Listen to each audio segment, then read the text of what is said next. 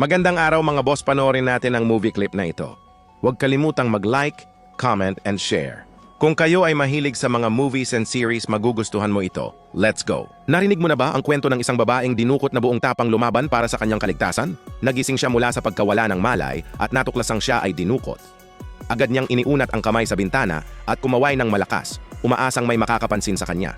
Sa kabutihang palad, isang babaeng driver ang nakakita sa kanyang desperadong kilos. Agad tumawag sa pulis ang babaeng driver at ibinigay ang lokasyon pati na rin ang plaka ng sasakyan. Ngunit nang siyasatin ng mga autoridad, napag-alamang pekeng plaka ang gamit ng kidnapper. Sinubukan ng babaeng driver na silipin ang mukha ng kidnapper, ngunit agad siyang pinigilan ng pulisya upang hindi mapahamak. Naramdaman ito ng kidnapper kaya binilisan niya ang takbo ng sasakyan, iniwan ang babaeng driver at lumiko patungo sa isang liblib na kalsada.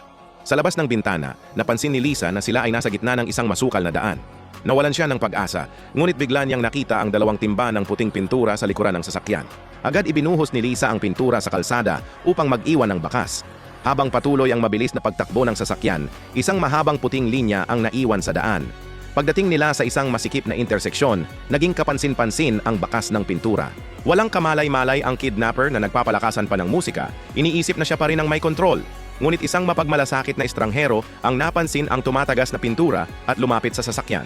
Binuksan ng kidnapper ang bintana at nagkunwaring walang alam, ngunit nang mapansin niyang nakatingin si Lisa sa kanya mula sa likuran, bigla siyang naging alerto. Nagpasalamat siya sa estranghero at nang magbukas ang stoplight, agad niyang pinaharurot ang sasakyan patungo sa isang liblib na lugar. Doon binuksan niya ang trunk, handang parusahan si Lisa. Ngunit hawak na ni Lisa ang isang distornilyador bilang sandata. Habang papalapit ang kidnapper, dumating ang estrangherong unang nakapansin sa pintura. Tinakot ng kidnapper si Lisa na huwag magsalita at pinaliwanag na aksidente lang ang tumagas na pintura. Mukhang kapani-paniwala ang kwento, pero may napansin ang estranghero sa rearview mirror, isang anino ng taong natatakot. Nang subukan ng estranghero na tawagan ng pulis, bigla siyang hinampas ng kidnapper gamit ang pala. Nawalan siya ng malay at isinama sa trunk kasama si Lisa.